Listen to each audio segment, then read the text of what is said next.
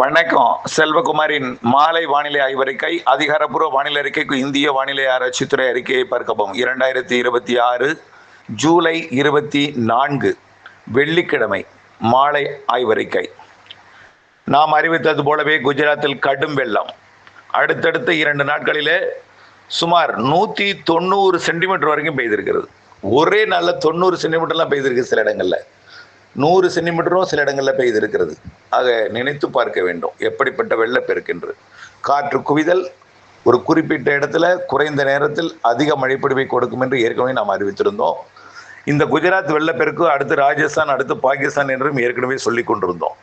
அதே போல இன்னொன்று நுழைந்து கொண்டிருக்கிறது. மேற்கு வங்கம் வழியாக, மேற்கு வங்கம் ஒடிசா வழியாக மேலும் வட மாநில பகுதியை நோக்கி, அதுவும் குஜராத் மற்றும் ராஜஸ்தான் பகுதிக்கு வந்து பாகிஸ்தானுக்கு போகும்.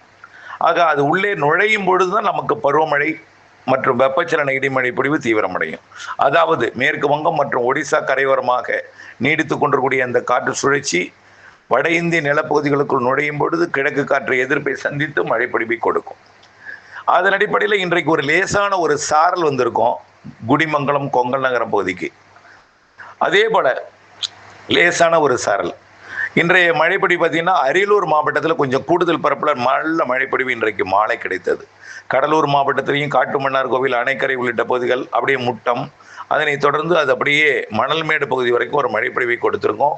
இப்பொழுதும் அங்கே மழைப்பொழிவு தொடர்ந்து கொண்டு தான் இருக்குது. மயிலாடுதுறை மற்றும் அரியலூர் மாவட்ட கடலூர் மற்றும் அரியலூர் மாவட்ட எல்லையோர பகுதிகளில்.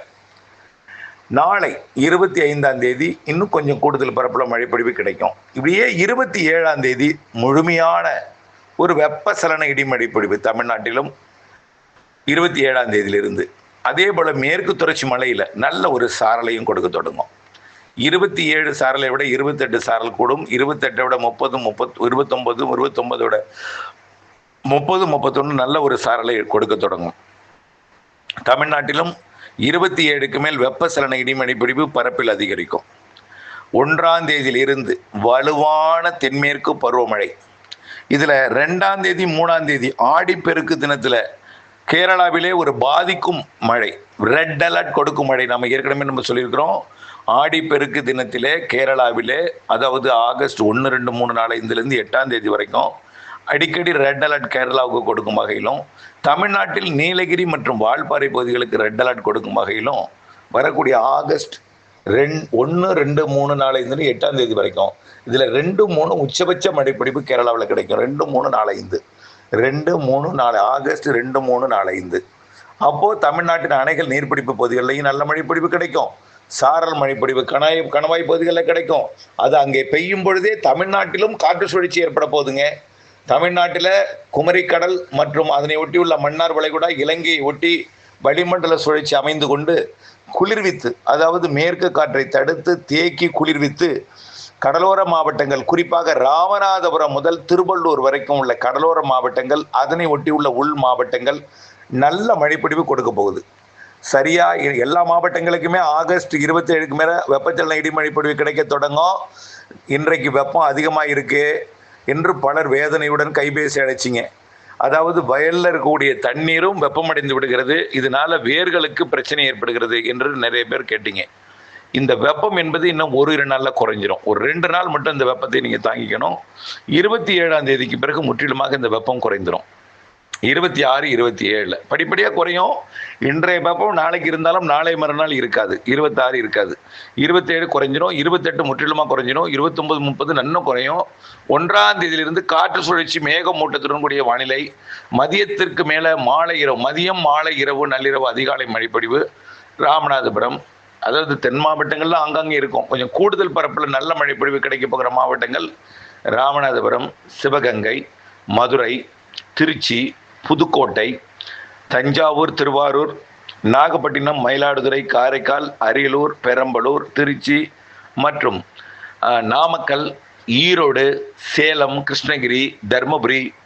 என்ன சார் எங்களை ஒதுக்குறீங்க, திண்டுக்கலை ஒதுக்குறீங்க, திருப்பூரை ஒதுக்குறீங்க, கோயம்புத்தூரை ஒதுக்குறீங்கன்னு சொல்லக்கூடாது. மழை உண்டு. நான் சொல்கிறது கனமழை பொழிவு, உறுதியான மழைப்பொழிவு, அடிக்கடி மழைப்பொழிவு, நல்ல மழைப்பொழிவு, கொஞ்சம் கூடுதல் பரப்பளவு மழைப்பொழிவு கிடைக்கக்கூடிய மாவட்டத்தை அறிவிச்சுக்கிட்டு இருக்கேன். ஆக ஆகஸ்ட் முதல் வாரத்தில் தென்மேற்கு பருவமழை கேரளாவில் பெய்யும், மேற்கு தொடர்ச்சி மலையில் பெய்யும். நீலகிரி வால்பாறையில் நல்ல மழை இருக்கும். கணவாய் பகுதிகளில் சாரல் எட்டும். கணவாய் பகுதிகளை தாண்டி இந்த தாராபுரம் மற்றும் நெகமம் இடைப்பட்ட பகுதியில் கொஞ்சம் காற்று இருந்தாலும் அவ்வப்பொழுது அங்கேயும் மழைப்பொழிவு கிடைக்கும். அங்கே தான் ஒரு பிரச்சனைக்குரிய பகுதி குடிமங்கலம் இதெல்லாம். அங்கேயும் கூட மழைப்பொழிவுக்கு வாய்ப்பு இருக்குது. ரொம்ப எதிர்பார்த்துலையும் மழை இருக்குது.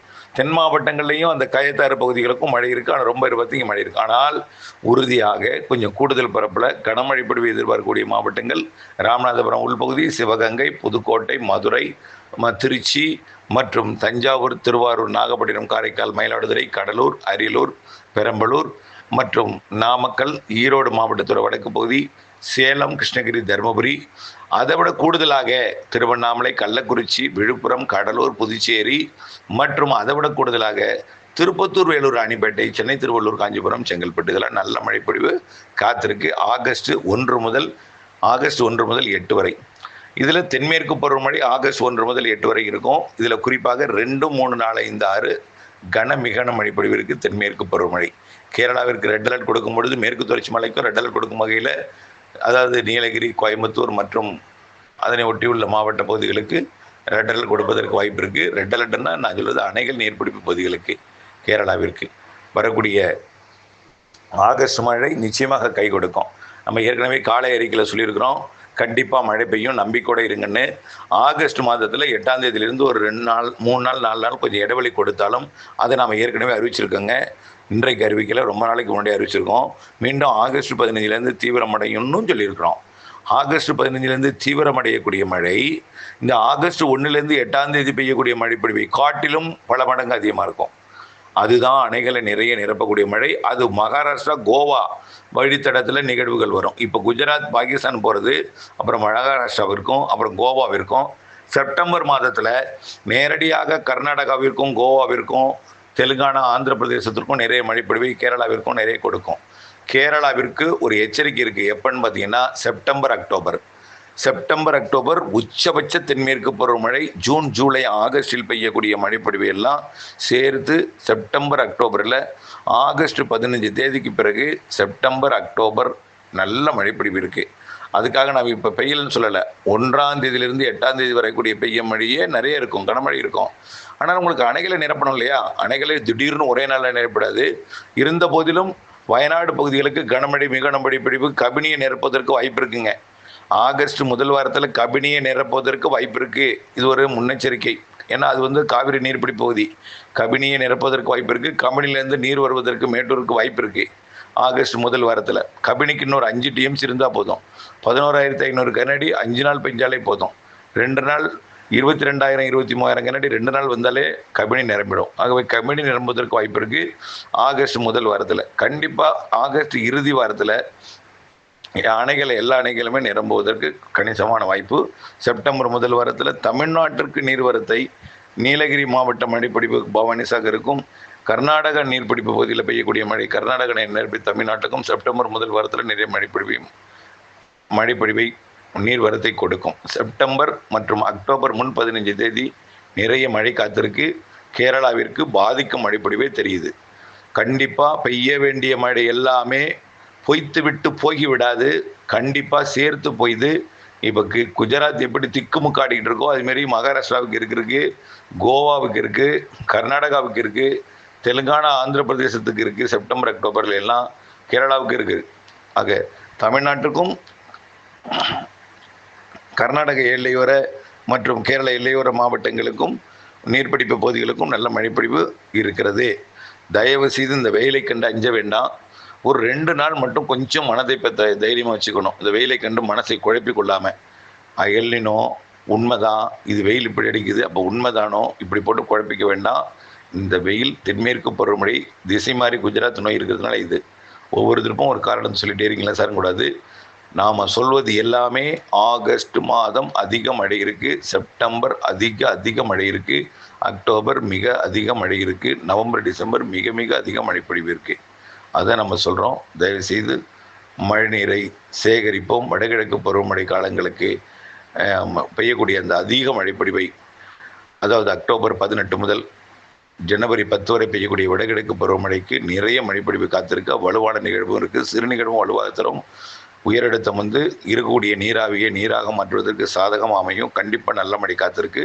ஆகவே கண்டிப்பாக வடகிழக்கு பருவமழைக்கு என்ன செய்யணும்னு பார்த்தீங்கன்னா, ஏரி குளங்களை அகலப்படுத்தணும், ஆழப்படுத்தணும், ஏரி குளங்களை புதிதாக உருவாக்கணும் மற்றும் கரையை வலுப்படுத்தணும். கண்டிப்பாக வடகிழக்கு பருவமழை அதிக மழை, அதுலேயும் குறிப்பாக இலங்கையை ஒட்டி உள்ள தமிழ்நாடு, தென் தமிழ்நாடு, டெல்டா போன்ற பகுதிகள் இதெல்லாம் அதிக மழை இருக்குது. சென்னைக்கும் இருக்குது.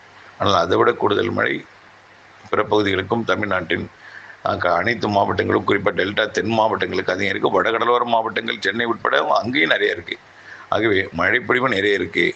பொறுத்திருங்கள். இன்னும் சில நாட்கள் மழைப்பொழிவு தொடங்கியிருக்கு. இன்னைக்கு அரியலூர் மற்றும் கடலூரில் இருந்துகிட்ருக்கு.